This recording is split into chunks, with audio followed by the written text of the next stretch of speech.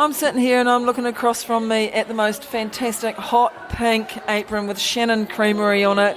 Hello, Tanya. Hello, Denise. Now, you're back for the Great Eketahuna Cheese Festival? Always be back for the Great Eketahuna Cheese Festival. Yep. And have you had a good day? Had a fantastic day. I've been learning from the master today. Yep. Yeah. I saw you working the grill behind there with Callum. Yeah. Oh, yeah. I was learning how to cut the cheese properly, serve the cheese properly. It was awesome. It is an art form, isn't it? Yeah. Actually, I didn't realise it would be, which is pretty naive, really, when you think about it, right? But no, it's a real art form. Well, that's the difference. You're a cheese maker. He's a cheese seller. That's it. So speaking of your cheese making, how's it going?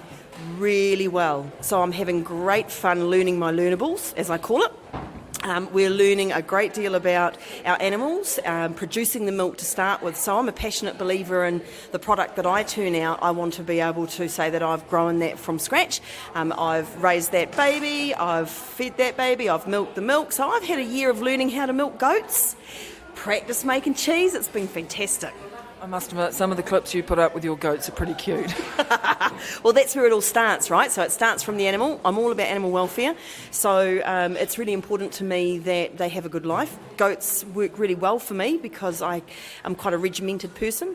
Came from both my parents from army. So my girlfriends were quite surprised to find that, actually. And when they said, actually, they weren't surprised to find out that both my parents had come from army, but they were surprised because they didn't understand why I was so regimented, and the moment they found that out, they got it. It clicked. Yeah.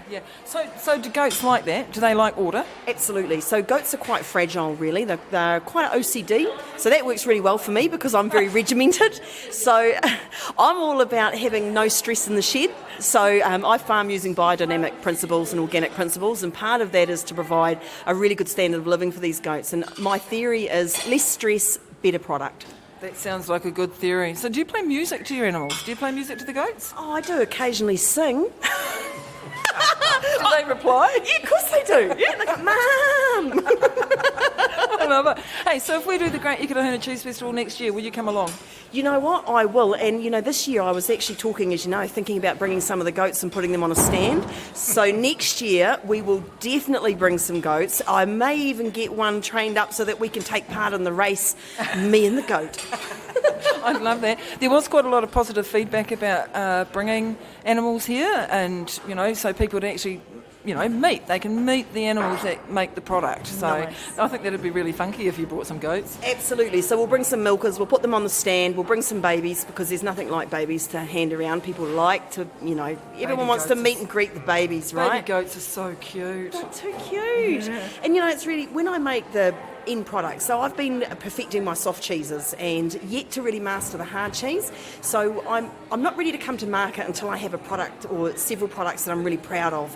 So I'm really spending that time learning my learnables. But we've got these soft cheeses nailed, and we're loving that. So I go out and I tell my goats how wonderfully thankful I am for their contribution to the yummy cheeses. Well, that was actually one of Biddy's thoughts, was that if you've got an happy animal, you've got a better milk, you've got a better product.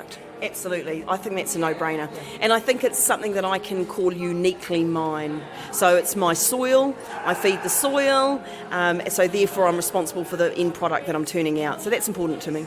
One of the things that is quite a reoccurring theme amongst all of you cheesemakers is that it actually starts from the ground up. If you've got good soil, your animals are happy, your product reaches a point of perfection. Absolutely, and then the best thing that we can do then as the caretakers of that is to do that raw product, as in raw, whether it be pasteurised milk or raw milk, but we can use that raw product to the best of its ability by doing the best job that we can. And again, that's another reason why I'm not quick just to jump into market, because I just do not want to turn up with something average. And that's been one of the things we've had here with the feedback from a lot of the producers is that the public are trying them and they're getting the feedback to say they really like this one works, and they're going to take that back and use it. And that's what I noticed today, actually. So I was giving out some samples today, helping Callum out, and it really got me thinking about the different styles that I was serving and inviting people to try. And I found that people were very receptive to trying the different flavours, where in the past maybe not so. If it was blue, it was scary. But, not all blues are scary. You can get there. There's some gorgeous blues. That beautiful blue we're serving up today, the Gouda. Mahui Gouda, gorgeous. So I think the public are becoming less scared of cheese. Yeah. And they're realising that New Zealand is a home to some fantastic artisan producers. And this is where it's at. So I know that the New Zealand government is wanting to grow the sheep and goat milk industry in New Zealand.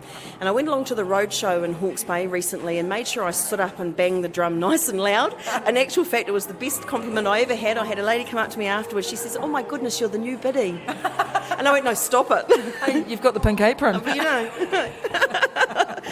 So, and I just really hammered home to these guys that it's not about big business, right? So this money that they're putting into this industry, this has come from taxpayers' money, which means I've paid for that. So the information that they glean from these studies needs to be available to small producers as well as large. It's not just about infant formula. In actual fact, it's quite horrifying when you think what infant formula is made of, or shall I say what they take out and replace it with. If the public knew about that, they would probably cringe, because that's what I did when I learnt about it. It's a bit like our milk industry. That's right. So we want to keep our products pure. We want to have I just want to support small producers. I want the public to get behind small producers because we are the caretakers of the craft. I couldn't say anything better than that. I think that's fantastic. Yeah, hey, thanks heaps, and we will see you back here 2020. You know it. Thanks, Denise. Sweet as, Tanya.